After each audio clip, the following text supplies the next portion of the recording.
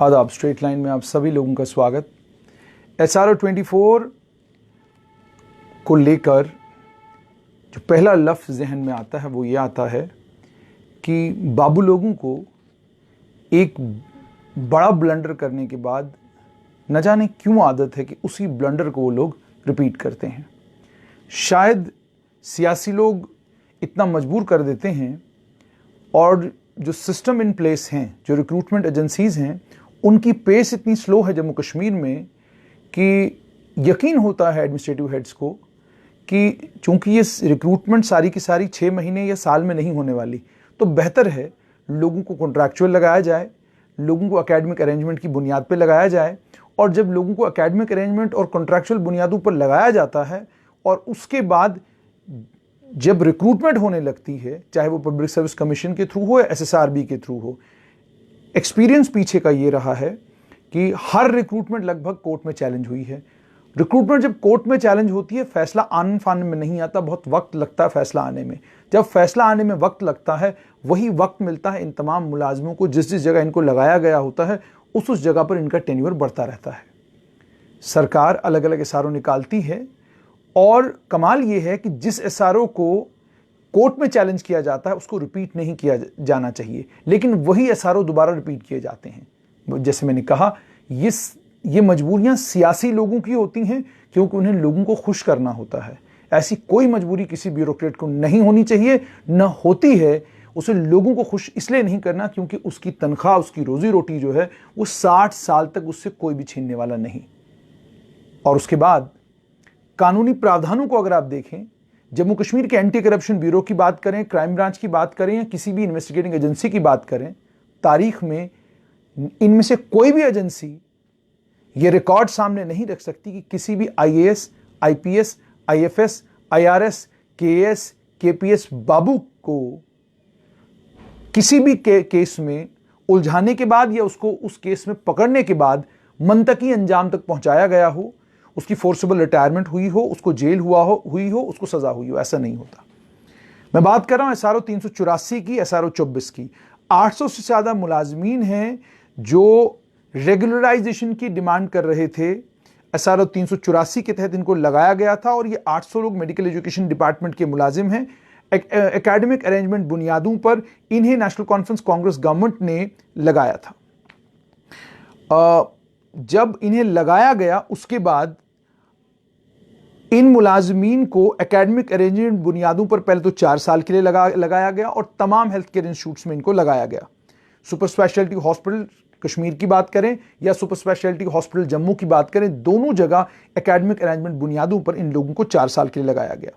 उसके बाद 384 को अमेंड किया गया और यह भी national conference Congress coalition government के दौरान हुआ और इस पीरियड को 6 साल कर दिया गया। अब ये अमेंडेड SRO 384 होगी 409। और अगर आप हेल्थ एंड मेडिकल एजुकेशन की वेबसाइट पर चले जाएं, health and medical education department की वेबसाइट जो जम्मू कश्मीर की है, उन्होंने दोनों SRO अपनी वेबसाइट से गायब कर दिए हैं। आप जब 384 या 409 दोनों लिंकों पर क्लिक करते हैं, ये लिंक खुलते ही नहीं। ये लिंक दोनों जो हैं खाली हैं, इनमें ये SRO क्यों नहीं है ये बेहतर वही जानते होंगे। और शायद ये SRO इसलिए भी नहीं रखे गए हैं क्योंकि इसके बाद आया है SRO 24, उस पर भी बात करूंगा लेकिन बाद में। सुपर स्पेशलिटी हॉस्पिटल में टेक्नीशियन पोस्टेड हैं, 6-6 साल उनको वहां पर हुए हैं और 6 साल होने के बाद अब इन लोगों को ये परेशानी सताती है कि अब इनका क्या होगा। हुकूमत ने इनसे वादा किया SRO 500, जैसे मैंने आपको दिन में भी बताया, SRO 520 520 आया है जिसके जरिए ये कहा गया है कि इन तमाम मुलाजमीन को जिनको हॉस्पिटल डेवलपमेंट फंड से या LDF लोकल डेवलपमेंट फंड से कॉन्ट्रैक्चुअल बुनियादों पर या किसी भी बुनियाद पर अगर लगाया गया है, इन तमाम लोगों को over a period of time regularize करना है। लेकिन क्या SRO 520 के जुमरे में ये लोग आते हैं, ये फैसला सरकार को करना है। ठीक है जी। उसके बाद ये इन मुलाजमीन की बात भी सही है। फ्लड्स हो, कोविड-19 की परेशानी जो इस वक्त है, किसी भी तरह की परेशानी हो, ये मुलाजमीन अपनी नौकरियां और अपनी ये मुलाजमीन फोरफ्रंट पर हैं, नौकरियां ढंग तरीके से कर रहे हैं और पूरी मदद हुकूमत की करते हैं इन तमाम मुश्किलों और इन तमाम परेशानियों से लड़ने के लिए। अब इनसे वादा ये है कि इन्हें रेगुलराइज किया जाएगा। दूसरी तरफ SRO 384 3-409 दोनों की ये मुलाजमीन आप देख सकते हैं, डेली एक्सेलसियर की अखबार है और ये 23/7 के दिन का फोटोग्राफ है। ये प्रोटेस्ट कर रहे हैं। ठीक है जी। बीच में इनका ये भी मामला आया था कि इन्हें तनख्वाह नहीं मिली थी, लेकिन अब ये सुनने में आया है कि इनको तनख्वाह रिलीज कर दी गई है। अब जब ये यहां पर प्रोटेस्ट कर रहे थे तो इनके मुताबिक इन्होंने ये कहा कि लगभग 1000 पैरामेडिकल मुलाजमीन हैं, स्टाफ नर्सेज हैं, male female multipurpose health worker हैं, एनेस्थीसिया टेक्नीशियन हैं, असिस्टेंट्स हैं, ऑपरेशन थिएटर टेक्नीशियंस हैं, असिस्टेंट्स हैं, medical lab technician, medical assistants हैं, एक्सरे सीटी एमआरआई टेक्नीशियंस हैं, मेडिकल असिस्टेंट्स हैं, फार्मासिस्ट हैं, ईसीजी टेक्नीशियंस हैं, डायलिसिस टेक्नीशियंस हैं, डेंटल टेक्नीशियंस हैं, जो एकेडमिक अरेंजमेंट बुनियादों पर 384-409 के तहत GMC Jammu, Srinagar, super speciality hospital Jammu, super speciality hospital Srinagar में पिछले लगभग 10 साल से काम कर रहे हैं। अब आप हिसाब लगाइए, कल अगर एसएसआरबी इन्हीं पोजीशंस के लिए लोगों को सिलेक्ट करके भेजता है तो कितना कियोस मचेगा सुपर स्पेशलिटी हॉस्पिटल में, कितना कियोस मचेगा गवर्नमेंट मेडिकल कॉलेज में, जहां पर ऑलरेडी ये लोग पिछले 10 साल से एसआरओ 384 और 409 के तहत काम कर रहे हैं। इन मुलाजमीन का ये कहना है कि हम तनदही के साथ काम करते हैं, रात दिन हॉस्पिटल में लगे रहते हैं, लेकिन उसके बावजूद सरकार हमारे बारे में नहीं सोच रही और सरकार को फौरन हमें लेकर फैसला करना चाहिए और हमें रेगुलराइज करना चाहिए। 384-409 की मौजूदगी में आखिरकार क्या जरूरत पड़ी 10 जनवरी 2019 को हुकूमत को एक और एसआरओ लाने की? जब आपके पास 384-409 ये दोनों एसआरओ मौजूद थे, आपको क्या जरूरत पड़ी कि आपने उसमें एक और एसआरओ ऐड कर दिया? इस एसआरओ का नाम आपने रखा है एसआरओ 24 और इसी एसआरओ पर इस वक्त हंगामा है। ये SRO principal secretary to government Atal Dulloo, जो इस समय भी principal secretary health and medical education department है, इस एसआरओ पर उनके दस्तखत हैं। ये एसआरओ जो आया है, इस एसआरओ के तहत जिन बच्चों को लगाया गया, कईयों की शिकायत ये कि उनको 6 महीने के अंदर अंदर जो है निकाल दिया गया। कई कह रहे हैं कि जो 12 महीने का पीरियड था वो भी मुकम्मल नहीं करने दिया गया। और जब मैं इस एसआरओ को पढ़ता हूं, इस एसआरओ में खासतौर पर ये लिखा गया कि teaching positions, medical officers, nurse, paramedical, paradental, technical staff government medical colleges में, डेंटल कॉलेजेस में, आयुर्वेदिक कॉलेजेस में, Unani college, medical superintendent, deputy medical superintendent, subject to the condition medical superintendent और deputy medical superintendent academic arrangement की बुनियादों पर लगाए जाएंगे। और इन कौन लोग लगाए जाएंगे? Retired medical superintendent, retired deputy medical superintendent, ठीक है। इन सर्विस कैंडिडेट्स जिनकी रिक्विजिट क्वालिफिकेशन होगी उन्हें एक्सक्लूड करा जाएगा। और उसके बाद यह भी कहा गया कि इसमें अपॉइंटमेंट क्या होगी, बस वही जो मैंने आपको कहा कि जो कहानी हर जगह कही गई है कि जो अपॉइंटिंग अथॉरिटी होगी वो रूल 3 के तहत एकेडमिक बुनियादों पर 1 साल के लिए और उसके बाद एक्सटेंडेबल अप टू 6 ईयर्स। यानी पहले ही हुकूमत ने तखमीना लगाया कि हो सकता है साल में ही, अगर 1 साल के अंदर अंदर ये तमाम पोस्टें फिलअप नहीं होती तो हो सकता है 6 साल लग जाएं इसको फिलअप करने में। मतलब तमाशा वही पुराने वाला, लेकिन अब तमाशे को थोड़ा सा सजाया बुझाया गया ताकि कोई शिकायत न करे। मामला वही कि 6 साल के लिए इनको लगाया जाएगा और 1-1 साल के बाद उनका पीरियड एक्सटेंड किया जाएगा। और उसके बाद यह भी कहा गया कि एक्सटेंशन जो 3 साल की है वो ईयर टू ईयर बेसिस पर कंसर्न कॉलेज का प्रिंसिपल करेगा। 3 साल से ज्यादा की एंगेजमेंट के लिए सरकार उस केस को कंसिडर करेगी और अप्रूव करने के बाद प्रिंसिपल को ऑथराइज किया जाएगा कि वो 3 साल की और एक्सटेंशन दे दे। यह भी कहा गया कि प्रोफेसर, एसोसिएट प्रोफेसर जिनको नए मेडिकल कॉलेजेस में अनंतनाग, बारामुल्ला, डोडा, कठुआ, रजौरी में अपॉइंट किया जाएगा, एकेडमिक अरेंजमेंट की बुनियाद पर 3 साल के लिए इन प्रोफेसर्स को, स्टेट प्रोफेसर्स को लगाया जाएगा और अगर वो लोग ठीक तरीके से काम करते हैं तो एक्सटेंड किया जाएगा 6 साल के लिए। यानी पहले ही health and medical education department ने ये चीज बावर करा दी कि 6 साल लगेंगे पब्लिक सर्विस कमीशन को इन तमाम लोगों को इन पोजीशंस पर तैनात करने के लिए। 3 साल भी लग सकते हैं। इसी तरीके से एसएसआरबी को लगभग 1 साल से ज्यादा का वक्त लग सकता है। इसीलिए एसआरओ 24 के तहत अलग अलग कॉलेजेस में पैरामेडिकल स्टाफ भी जो है वो लगाने के लिए ये एसआरओ बनाया गया। उसके बाद ये भी कहा गया कि रिक्रूटमेंट जो एकेडमिक अरेंजमेंट बेसिस पर होगी, एकेडमिक अरेंजमेंट ही होगी। एंड जो कहानी पहले भी उसी कहानी को यहां दोहराया जा रहा है, ये it will not confer preferential rights on the engages for regular appointment against these post. यानी आप एक आदमी को 6 साल के लिए लगाएंगे और 6 साल के बाद आप उसको कहेंगे कि देखिए आपको तो कॉन्ट्रैक्चुअल बुनियादों पर लगाया गया था, अब आप घर चले जाइए। तो जम्मू कश्मीर में न जाने ब्यूरोक्रेट्स को कौन सा एक्सपीरियंस है, इन्हें पुराने सारे एक्सपीरियंसेस हैं कि जिसे भी जम्मू कश्मीर में कॉन्ट्रैक्चुअल बुनियादों पर या जम्मू कश्मीर में किसी को अगर आप वॉलंटियर बेसिस पर भी लगाते हैं, उसके बाद आपके लिए यह मुमकिन नहीं हो पाता कि आप उसको बाहर का रास्ता दिखा सकें या डिसएंगेज कर सकें। आपने उससे काम इतना ले लिया होता है कि उसके बाद वो कहता है जी अब तो मैं यहां से जाने वाला नहीं। वो कोर्ट का दरवाजा खटखटाता है, नतीजा ये निकलता है कि आपको उसके बाद आपकी ये सारी की सारी रिक्रूटमेंट की जो प्रक्रिया है ये रुक जाती है।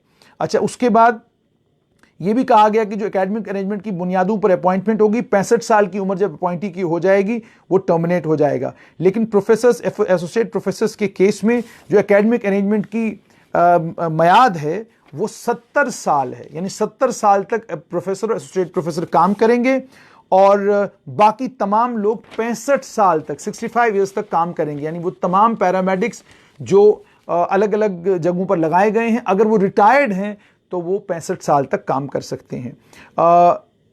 1 मंथ का नोटिस दिया जाएगा टर्मिनेट करने से पहले। तो उन बच्चों को जिनको SRO 24 के तहत लगाया गया था और निकाला गया, जब नर्सेज और पैरामेडिक्स की सिलेक्शन हुई रजौरी से, डोडा से और कुछ कॉलेजेस से, उनकी शिकायत यही है कि जी हमारा तो 1 साल का भी पीरियड भी नहीं हुआ, तो उससे पहले ही आपने हमें बाहर निकाल दिया। उसके बाद यह भी कहा गया कि प्रोफेसर की तनख्वाह कितनी होगी, एसोसिएट प्रोफेसर की तनख्वाह कितनी होगी, nurse, paramedical staff, maximum age at the time of application देते वक्त आपकी उम्र 63 साल भी हो सकती है। अंदाजा लगाइए जिस दौर में, जिस वक्त में आपके पास दुनिया भर के पैरामेडिकल कॉलेजेस है, दुनिया भर की नर्सेस ट्रेन हो रही हैं, पैरामेडिक्स ट्रेन हो रहे हैं, टेक्नीशियंस ट्रेन हो रहे हैं, वहां पर आप ये कह रहे हैं कि 63 साल तक उम्र होनी चाहिए आपको नर्स, पैराडेंटल, पैरामेडिकल या टेक्निकल स्टाफ में आपको अपॉइंट करा जाएगा। ये SRO 24 है। और इस SRO 24 के तहत सिलेक्शन कमेटी भी बनाई गई। सिलेक्शन कैसे होगी वो भी बताया गया। उसके बाद प्रोफेसर की, असिस्टेंट प्रोफेसर की, रजिस्ट्रार की, नर्स की, पैरामेडिकल स्टाफ की क्या तनख्वाहें होंगी, वो तमाम चीज़ें इसके अंदर जो हैं वो बताई गई हैं। और उसके बाद ये SRO 24 जब सरकार ने लाया 10 जनवरी 2019, जैसे मैंने आपको बताया कि 10 जनवरी 2019 को ये SRO आया। मार्च अप्रैल के महीने, जून जुलाई के महीने में लोगों को लगाया गया। उसके बाद SSRB ने फौरन जब पैरामेडिकल स्टाफ की सिलेक्शन करके बच्चे भेजे तो नतीजा ये निकला कि जिनको कॉन्ट्रैक्चुअल बुनियादों पर लगाया गया था उनको फौरन डिसएंगेज किया गया। और तमाशा वही किया गया कि 1 मंथ का नोटिस सर्व किए बगैर उन लोगों को निकाल दिया गया। अब मामला यहां पर यह है कि अगर हुकूमत जो इंडेंट बनाकर भेजती है SSRB को और पब्लिक सर्विस कमीशन को, अगर जम्मू कश्मीर की सरकार के सरकारी बाबुओं को यह लगता है कि पब्लिक सर्विस कमीशन और SSRB कॉम्पिटेंट नहीं है, वो 6 साल में सिलेक्शन नहीं कर सकता, वो साल के अंदर अंदर सिलेक्शन के सारे प्रोसेस को मुकम्मल नहीं कर सकता, इन मेडिकल कॉलेजेस को, इन सुपर स्पेशलिटी हॉस्पिटल्स को स्टाफ साल के अंदर अंदर मुहैया नहीं कर सकता, 6 साल के अंदर अंदर मुहैया नहीं कर सकता, तो फिर सोचने की यह बात है कि जब इन्हीं बाबू में से किसी को सर्विस सिलेक्शन बोर्ड का चेयरमैन लगा दिया जाता है तो उनके चेयरमैन लगने के बाद उनकी पूरी कोशिश ये क्यों नहीं रहती कि जल्द से जल्द मैं इस स्टाफ को जो है रिक्रूट करूं, ताकि ये इंश्योर किया जाए कि इन कॉलेजेस में हमें कॉन्ट्रैक्चुअल की, इन कॉलेजेस में हमें टेम्परेरी बुनियादों पर लोगों को लगाने की जरूरत न पड़े। क्योंकि जिसको भी आप टेम्परेरी बुनियादों पर लगाते हैं और उसके बाद जब उसका टेन्योर बढ़ता जाता है, 6 साल 10 साल हो जाता है, फिर उसके लिए मुमकिन नहीं कि वो 10 साल का टेन्योर देने के बाद वो किसी कॉम्पिटिटिव एग्जाम में बैठे या 10 साल के टेन्योर के बाद वो आपकी ये बात एक्सेप्ट करे कि आप उसको बाहर का रास्ता दिखाएं। एग्जाम्पल ये है, अगर 28 साल की उम्र में एक आदमी सुपर स्पेशलिटी हॉस्पिटल में टेक्नीशियन लगता है, 10 साल के बाद उसकी उम्र 38 साल हो जाएगी। अब 38 साल की उम्र में आप उसको कह रहे हैं आप बाहर जाइए, बताइए अब वो जाएगा कहां? 10 साल एक सीनियरिटी भी तो उसकी बन गई। इसी तरीके से SRO, और अगर आपके बुरे एक्सपीरियंसेस थे SRO 384, इससे पहले जो आपने SROs लाए थे SRO 384 या आपका SRO 409 था, ये एक्सपीरियंस अगर आपका सही नहीं था क्योंकि आपने लगभग उन्हीं SROs को रिपीट किया है, तो आपने SRO 24 लाया क्यों? क्या जरूरत थी आपको? और मेडिकल कॉलेजेस अगर सियासी फैसले हैं, इनको फंक्शनल करने के लिए अगर आपके पास स्टाफ नहीं है तो आप मेडिकल कॉलेजेस को बनाते क्यों हैं? आप इनको सैंक्शन क्यों करते हैं और उसके बाद अब स्टाफ ढूंढना क्यों शुरू करते हैं? ये ऐसा ही है कि हमने बस का अड्डा तो तैयार कर दिया, बहुत खूबसूरत बहुत बड़ा अड्डा तैयार कर दिया जहां 10,000 बसें रुक सकती हैं, लेकिन सड़क अभी तक अड्डे के लिए बनी नहीं। तो जब तक रोड नहीं बनेगी तब तक उस बस स्टैंड का, उस ट्रक स्टैंड का, उस मेटाडोर स्टैंड का कोई फायदा नहीं। तभी आप जाकर मेडिकल कॉलेज बनाइए जब आपके पास स्टाफ हो, इंफ्रास्ट्रक्चर हो, उसके बाद जाकर आप मेडिकल कॉलेजेस की बुनियाद डाल सकते हैं। अपनी सियासत चमकाने के लिए, वोट हासिल करने के लिए और सिर्फ वोट बैंक को मद्देनजर रखते हुए मेडिकल कॉलेज बनाएं आप, यूनिवर्सिटी बनाएं आप। उन यूनिवर्सिटियों को स्टेबल करने में, उन मेडिकल कॉलेजेस को चलाने में सालों साल लग जाएंगे और उसका नुकसान ये होगा जो आज हो रहा है। गवर्नमेंट मेडिकल कॉलेज राजौरी में अगर कोई पेशेंट क्रिटिकल होता है उसे गवर्नमेंट मेडिकल कॉलेज जम्मू भेजा जाता है। गवर्नमेंट मेडिकल कॉलेज डोडा में अगर कोई पेशेंट क्रिटिकल होता है उसे रातों रात जम्मू भेजा जाता है। किसी भी मेडिकल कॉलेज में जम्मू संभाग में अगर कोई पेशेंट रात को क्रिटिकल होता है उसे भेजा जाता सुपर स्पेशलिटी हॉस्पिटल या गवर्नमेंट मेडिकल कॉलेज, या वो खुद चुनता है नारायणिया हॉस्पिटल। आपने देखा होगा बाबू लोग बीमार हुए, उन्होंने गवर्नमेंट मेडिकल कॉलेज का आइसोलेशन वार्ड पसंद नहीं किया बल्कि वो चले गए नारायणिया हॉस्पिटल कटरा। क्यों गए वो? नारायणिया हॉस्पिटल ककरियाल कटरा क्यों गए वो? इसीलिए गए वो शायद उन्हें ये लग रहा होगा कि गवर्नमेंट मेडिकल कॉलेज के अंदर उस तरह की सफाई, उस तरह का एनवायरनमेंट, उस तरह की जिस तरीके से प्रोटोकॉल वहां फॉलो किए जाते हैं वहां नहीं मिलेगा। इसीलिए बाबू लोगों ने चुना नारायणिया हॉस्पिटल ककरियाल। मामला अब ये है, SRO 384, SRO 409 और SRO 24। 384 और 49 के एक्सपीरियंस के बाद SRO 24 आपको लाना ही नहीं चाहिए था, लेकिन चूंकि अब आपने SRO 24 लाया है, जिन बच्चों को इस SRO के तहत लगाया गया है, क्या 1 महीने का नोटिस सर्व करने के बाद और उनकी तनख्वाहें उनको देने के बाद अगर निकाला जाता तो शायद मामला इतना संगीन नहीं होता। लेकिन चूंकि यूं किया गया है कि 1 महीना का नोटिस सर्व किए बगैर, तनख्वाहें दिए बगैर, इल्जाम यही है कि उनको निकाला गया है, ये मुझे लगता है सरासर उन बच्चों के साथ ज्यादती है। ना करें इस तरह के एक्सपेरिमेंट्स और यकीन रखें अपनी रिक्रूटमेंट एजेंसीज पर। और इन रिक्रूटमेंट एजेंसीज से भी ये गुजारिश करें कि आप अपना जो टाइम पीरियड है, जब इंडेंट आपके पास जाता है, उसके बाद जब एडवर्टीजमेंट आप निकालते हैं और फाइनली जब आप एग्जाम करा के सिलेक्शन कराते हैं, इस पीरियड को आप किसी तरीके से, वैसे तो बहुत मुश्किल है, लेकिन इसको आप कट शॉर्ट करें और बाज़ाब्ता आपको डेडलाइंस, सरकार को डेडलाइंस इशू करनी चाहिए, SSRB को भी और पब्लिक सर्विस कमीशन को भी, कि अगर हमने आपको इंडेंट जनवरी के महीने में भेजा है तो अप्रैल के महीने से पहले हमको ये सारी रिक्रूटमेंट का प्रोसेस मुकम्मल करना है। सरकार कर सकती है, सरकार की विल में है, और ये सारी रिक्रूटमेंट एजेंसीज जो हैं ये भी ये सब काम कर सकती हैं, लेकिन इसके लिए एक विल की जरूरत है। वो विल अगर सरकार में हो तो मुमकिन है कि रिक्रूटमेंट जल्दी होगी और सरकार को परेशानी कम होगी। अब 384 और 409 का जो मामला है, ऑलरेडी SRO 520 है वहां पर। सरकार को फौरन से बेशतर इन मुलाजमीन को लेकर कोई फैसला ले लेना चाहिए, क्योंकि कल जब SSRB सिलेक्शन करेगी और उन तमाम लोगों को सिलेक्ट करके गवर्नमेंट मेडिकल कॉलेज भेजेगी तो जाहिर सी बात है वो उन तमाम पोस्टों पर आ जाएंगे जो पोस्टें इस वक्त अलग अलग मेडिकल कॉलेज में वैकेंट पड़ी हुई हैं। तो ये स्टाफ जो एकेडमिक अरेंजमेंट की बुनियादों पर लगा था और जिससे ये वादा किया गया था कि आपको रेगुलराइज किया जाएगा, कल जब इनको रेगुलराइज किया जाएगा तो इनकी सीनियरिटी के मामले आएंगे, इनकी सर्विस रिलेटेड इश्यूज आएंगे, और जब वो सर्विस रिलेटेड मामले बनेंगे वही होगा जो केस 1999 बैच के साथ हो रहा है, KPS 1999 बैच के साथ हो रहा है, कि उससे आगे वाले जितने भी बैचेस हैं उनकी सीनियरिटी फिक्स्ड है, उनका सब कुछ एड्रेस किया हुआ है, लेकिन 99 बैच के अभी भी बहुत सारे पचड़े जो अलग अलग कोर्टों में पड़े हुए हैं। इसलिए सरकार को अपनी गलतियों से सुध लेनी चाहिए और इस तरह के फैसले नहीं करने चाहिए जो सरकार के लिए मुसीबत बने आने वाले वक्त में। इसीलिए आज SRO 24 मुसीबत बना है, क्योंकि आपने 384 और 409 लाने के बाद नहीं सोचा, ना ही आपने 384 और 409 के एक्सपेरिमेंट से कुछ सीखा। अगर आपने कुछ सीखा होता तो आप SRO 24 को लाने से पहले ही ये तय कर लेते कि इन बच्चों को कितनी देर के लिए हम अपॉइंट करेंगे।